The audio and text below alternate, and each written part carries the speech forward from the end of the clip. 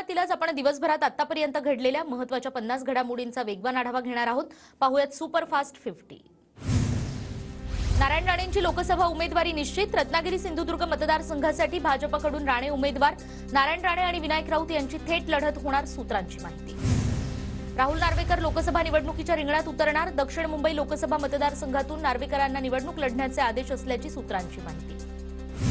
बारामतीमध्ये सुनेत्रा पवारांच्या हस्ते सलग तिसऱ्या दिवशी भूमिपूजन कार्यक्रमांचा धडाका। बारामती लोकसभा मतदारसंघातून अजित पवार गटाच्या उमेदवार म्हणून सुनेत्रा पवारांचं नाव जवळपास निश्चित। बारामतीमध्ये सुनेत्रा पवार यांचे भावी खासदार आशयाचे बॅनर झळकले।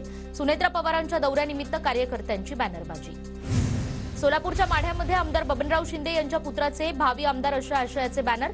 येत्या निवडणुकीमध्ये आमदारकीची धुरा पुत्राकडे येणार का, राजकीय वर्तुळात चर्चेला उधाण। नांदेडमध्ये काँग्रेसला आणखी एक धक्का। नांदेडमधील 55 माजी नगरसेवकांचा अशोक चव्हाणांना पाठिंबा। मागील निवडणुकीत 81 पैकी 73 नगरसेवक काँग्रेसचे होते। भाजप नेते रामप्रसाद बोर्डीकरांपाठोपाठ भाजपचे आनंद भरोसे यांचाही परभणी लोकसभेवर दावा। परभणी लोकसभा उमेदवारीसाठी भाजपमध्ये चुरस। वर्ध्याच्या हिंगणघाट मतदारसंघात जिल्हाधिकारी राहुल कर्डिलेंकडून निवडणुकीच्या पूर्वतयारीचा आढावा। मतदान यंत्र साठवणूक सुरक्षा कक्षाचा आढावा घेतला। लोकसभा निवडणुकीच्या पार्श्वभूमीवर चंद्रपूरच्या चिमूर विधानसभा क्षेत्रातील गावांच्या विकास कामांसाठी 22 कोटी निधी मंजूर। अनेक गावातील रस्ते बांधकामाचे प्रश्न मार्गी लागणार। चंद्रपुरात मतदान जनजागृतीसाठी मॅरेथॉन रॅलीत शहरवासियांचा मोठा सहभाग। आगामी मतदान प्रक्रियेत सक्रियपणे सहभागी होण्याचं आवाहन। पुण्यामध्ये शरद पवार गटाचे शहराध्यक्ष प्रशांत जगताप यांच्यासह 8 जणांवर गुन्हा दाखल। अजित पवारांबद्दल अपशब्द वापरल्याप्रकरणी गुन्हा दाखल। अमरावतीमध्ये संतप्त नगरसेवकांचा जिल्हाधिकारी कार्यालयात ठिय्या आंदोलन। प्रशासनानं तिवसा नगरपंचायतीचा निधी अडवल्याचा आरोप। वाशिमच्या काही ग्रामपंचायतींकडे पाणी शुद्धीकरणासाठी ब्लिचिंग पावडर उपलब्ध नाही। अशुद्ध पाणी पुरवठ्यामुळे ग्रामस्थांमध्ये तीव्र संताप। नाशिकच्या येवल्यातील व्यापारी संकुलाला शिवरायांचं नाव कायम ठेवण्याची मागणी। शिवजयंतीच्या दिवशी अज्ञात शिवप्रेमींनी संकुलाच्या नामकरणाचे फलक लावले। शिवसेना ग्रंथालय सेलच्या राज्य अध्यक्षपदी बीजी देशमुख यांची निवड। मुख्यमंत्री एकनाथ शिंदे यांची घोषणा। नागपूर प्रदेश महिला काँग्रेसच्या रिचा जैन यांचा सरचिटणीस पदाचा राजीनामा। संध्या सब्बालाखे यांनी जैन धर्मीयांचा अपमान केल्याचा आरोप करत राजीनामा दिल्याची माहिती। सोलापूरच्या पंढरपूरमध्ये पाण्याच्या आवर्तनासाठी शेतकऱ्यांचा रास्ता रोको। अनेक गावांमधील पिकं पाण्यावाचून करपू लागल्यानं शेतकरी। मालेगाव महापालिकेकडून नागरिकांच्या आरोग्याशी खेळ। अपुरं मनुष्यबळ आणि साधनसामुग्री अभावी मालेगावकरांचं आरोग्य धोक्यात। हिवताप नियंत्रणात मालेगाव पालिका मागे। जालन्यात रास्ता रोको दरम्यान पोलिसांचा सौम्य लाठीचार्ज। धोपेश्वर परिसरात आंदोलक आणि पोलिसांमध्ये बाचाबाची। 8 ते 10 आंदोलक पोलिसांच्या ताब्यात। पुण्यातील हडपसरमध्ये मराठा आंदोलक रस्त्यावर झोपले। पोलिसांनी आंदोलकांना घेतलं ताब्यात। रस्त्यावरच मराठा आंदोलकांकडून ठिय्या। लातूर जिल्ह्यात मराठा बांधवांचं रास्ता रोको आंदोलन। पीव्हीआर चौकात आंदोलक आणि पोलिसांमध्ये बाचाबाची। वाहतूक कोंडीत अडकलेल्या विद्यार्थ्यांना सोडण्यावरून वाद। मनोज जरांगेंच्या आवाहनाला प्रतिसाद देत नाशिकमध्ये मराठा समाजाचा रास्ता रोको। नाशिकच्या मखमलाबाद गावात संतप्त मराठा आंदोलकांनी महामार्ग रोखला। मराठा बांधवांकडून अकोला नांदेड राष्ट्रीय महामार्गावर रास्ता रोको।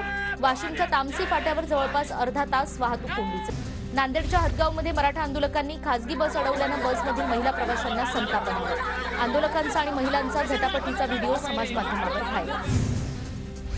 26 तारखेला राज्यातील सर्व बाजार समित्यांनी बंद पुकारला। माथाडी विधेयक मागे घेण्याची कामगारांची मागणी। बाजार समित्यांचं केंद्रीकरण करणारं विधेयक मागे घेण्याची मागणी। अहमदनगरला कर्जतमध्ये सीना डॅम इथून आवर्तन सोडण्यावरून राजकारण तापलं। अधिकाऱ्यांच्या निलंबनावरून रोहित पवार आणि राम शिंदे यांच्यात आरोप प्रत्यारोप सुरू। पिंपरी चिंचवडच्या निगडीमध्ये आरटीईसाठी पालकांचा तहसील कार्यालयावर धडक मोर्चा। आरटीईमधून खासगी विनाअनुदानित शाळा वगळल्यानं पालक नाराज। ज्येष्ठ अभिनेते सचिन पिळगावकर गणपतीपुळ्यामध्ये गणेशाच्या दर्शनाला। सचिन पिळगावकरांना पाहण्यासाठी चाहत्यांची गर्दी। पूर्व विदर्भात 25 ते 27 फेब्रुवारी दरम्यान वादळी पावसाची शक्यता। हवामान तज्ज्ञांचा अंदाज। वादळी पावसामुळे पिकांचं नुकसान होण्याची शक्यता। जळगावच्या हातनूर धरणग्रस्तांच्या पुनर्वसनाचा प्रश्न अखेर 50 वर्षांनंतर मार्गी। शासनाकडून प्रकल्पग्रस्तांच्या 1664 घरांच्या पुनर्वसनाला मान्यता। अकोला शहराला पाणीपुरवठा करणाऱ्या महान धरणाची पाईपलाईन फुटली। लाखो लिटर पाण्याची नासाडी। अमरावतीच्या कालापंढरीत शाळेसाठी भाडेतत्वावर घेतलेल्या खोलीला कुलूप। विद्यार्थी रस्त्यावर। जिल्ह्यातील शिक्षण विभागात हिंगोलीतील शासकीय रुग्णालयाच्या अधिकारी आणि कर्मचाऱ्यांची बैठक लावा।